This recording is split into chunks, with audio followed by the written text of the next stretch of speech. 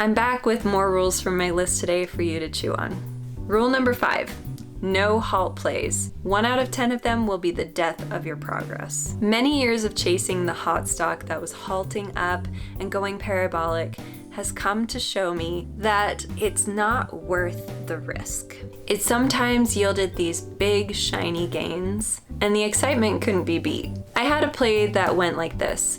So a parabolic move was happening, it was halting up. Right after that halt opened again, I would buy it on a small dip back to a level such as the 50-cent mark or the dollar mark, or even VWAP. And when I bought it there, I would sell it immediately at high of day again and hold on to a couple into a next halt. I actually kind of learned this tactic from Ross Cameron while I was in his chat room. Live trading every day with him, I was able to see how he made all these magical gains by scalping these parabolic stocks. It was super exciting and I really wanted to take part in it, so I did for a very, very long time. But after years of this, I realized that as many times as I won, it didn't undo the many, many, many times that I lost. And the losses on these were very difficult to manage. A lot of the time I would get stuck in a down halt, and sometimes those down halts would turn into 2 down halts, and then maybe a 3rd down halt even.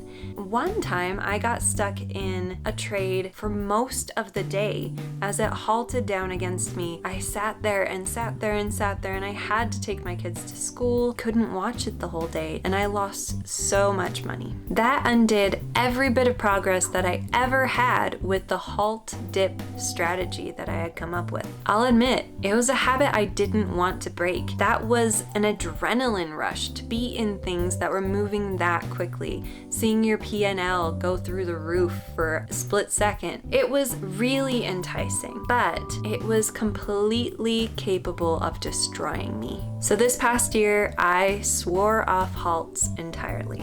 I needed to stop being so stubborn about it. It felt similar to giving up sugar.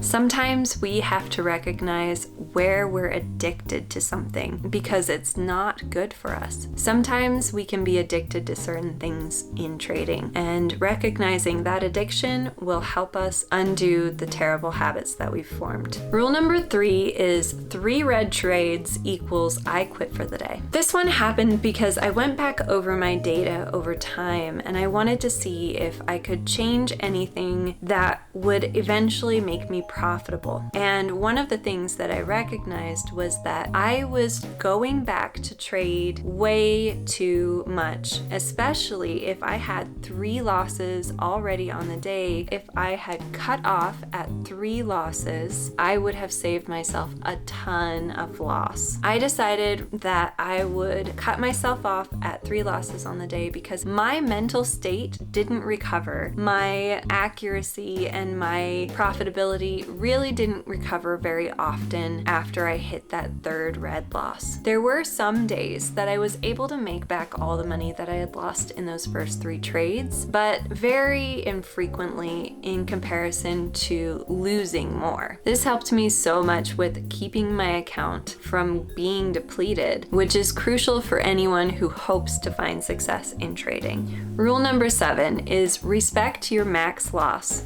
Currently, I have a $6 per day max loss, but it hasn't always been that number. It's changed a lot over the years with the way that I've been trading. Before I understood what risk to reward was, which I admit took me many, many years to understand correctly, I was willing to lose an arbitrary $20 or even $50 on a day. At one point, I was following a guru who told me that risking $50 to $100 on the day was completely acceptable for a small account. I can attest that that was the total wrong approach. At that point in time, I barely knew how to trade. I wasn't managing my losses well. My risk was kind of a mess. Losing $50 a day, it's very, very easy to blow up a small account. For instance, it would only take you 60 max loss days of a $20 max loss to completely blow up my current account. That's no time at all. And honestly, it's why I ended up blowing up my first 2 accounts. At this point in time, I have figured out how to manage my risk correctly. This keeps me from hitting my max loss on my first trade, and that allows me to take a couple tries at things,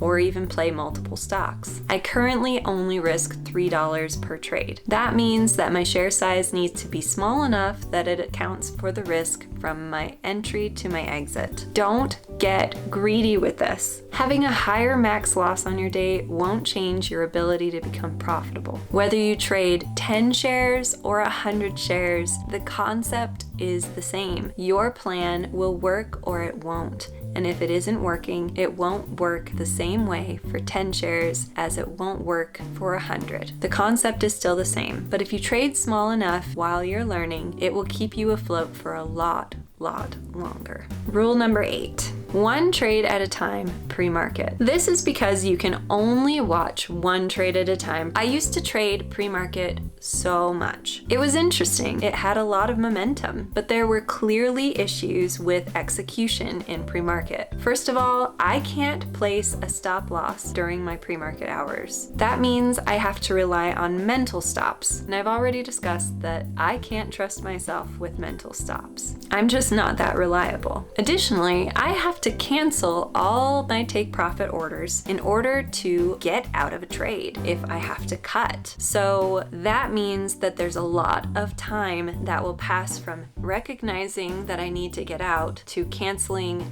to actually being out. Essentially, there's no flatten button during the pre-market hours. There's also less volume, so the potential is that you will have a lot more slippage when you're trying to get in and out of trades. So if I do decide to take a trade pre-market when the conditions seem perfect, I only take that 1 trade at a time. I have to be able to watch it like a hawk and be there to execute everything as fast as possible. Finger on the trigger. Rule number 9, 2 tries per setup only. As I've mentioned a few times in my videos, the term "don't catch a falling knife." This term can mean when someone tries to buy the bottom when they don't see any sign of a bottom in the price action. It can also mean that you found a level that makes sense for a bottom, you put your order there, but that bottom falls out and another one starts to be put in, so you try that one, and then that one fails, and then another bottom starts being put in, so you try that one, and that one fails, and so on. All the while, you're bleeding money. This is how revenge trades are born. It's also how averaging down happens. So I made the rule that I can attempt my plan twice, but I have to stop trying if I can't nail it either of those times. It is possible with 2 trades that you could break even after a loss on your first one if your second one goes correctly, or even have a small gain. But if you get to 3, 4, or 5 tries, it's just the law of diminishing returns. If another completely different play emerges in that stock, I will sometimes allow myself to play that, but I'm not allowed to play the same exact setup. Rule number 10, and the final rule that I'll talk to you about today. IPOs are risky. Use very small share size if you play these. A lot of rule making is about disallowing yourself to trade certain scenarios so that you don't get yourself into a pickle. In all the trading that I've done, I've learned that IPOs on their first day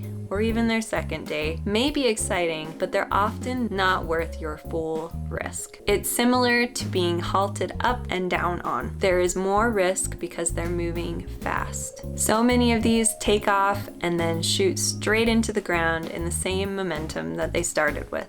It's that hot stock scenario all over again. So if I play these at all off of levels that make sense, I have to have reduced share size. That allows for more wiggle room and more momentum. Stay tuned for part 3 of my trading rules.